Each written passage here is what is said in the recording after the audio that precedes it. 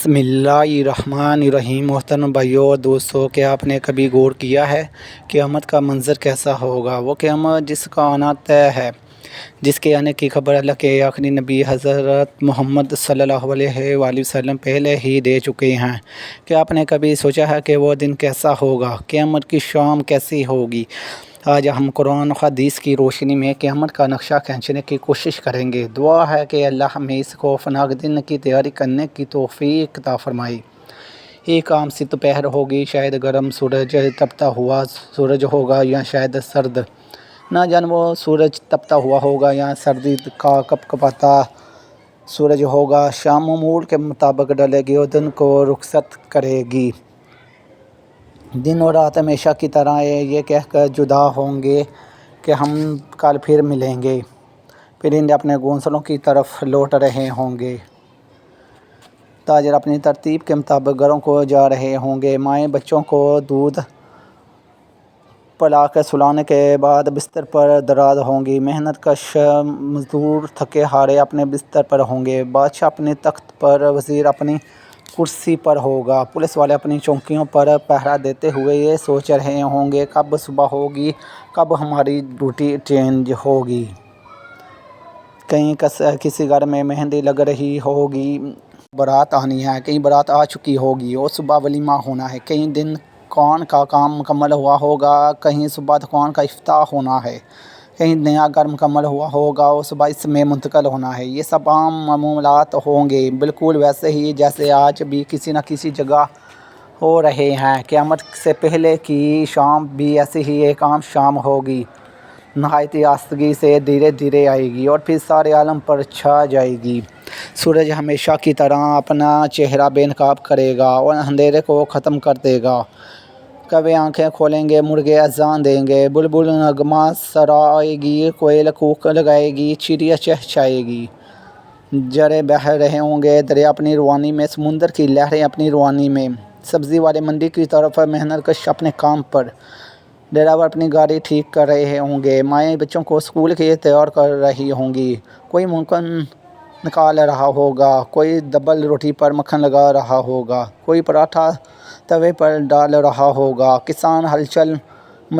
چلا رہا ہوگا، دکاندار دکان کھول چکا ہوگا، گاہک آئے گا مرحبا کہے گا، دکاندار کپڑا ناپ کر کینچی چلا رہا ہوگا،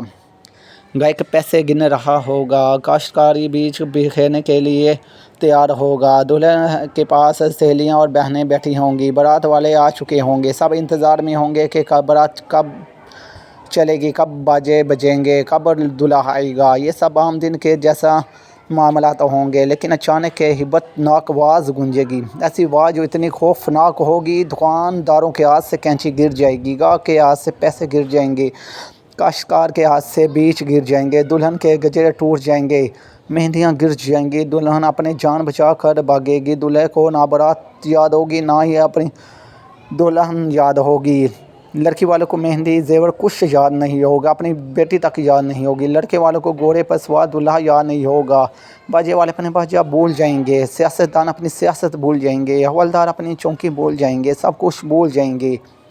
وہ آواز ایسا کلیجہ چیرنے والی ہوگی، قرآن کے مطابق وہ زمین آسمان کا کلیجہ پھٹ جائے گا، پہاڑوں کے چشمے خشک ہو جائیں گے، ماؤں کے ہاتھ سے وہ نوالے گر جائیں گے جو اپنے بچوں کو کھلا رہی ہوگی، وہ ماں جو ابھی اپنے بچوں کو میرا چاند کہہ کر پیار سے پکارتی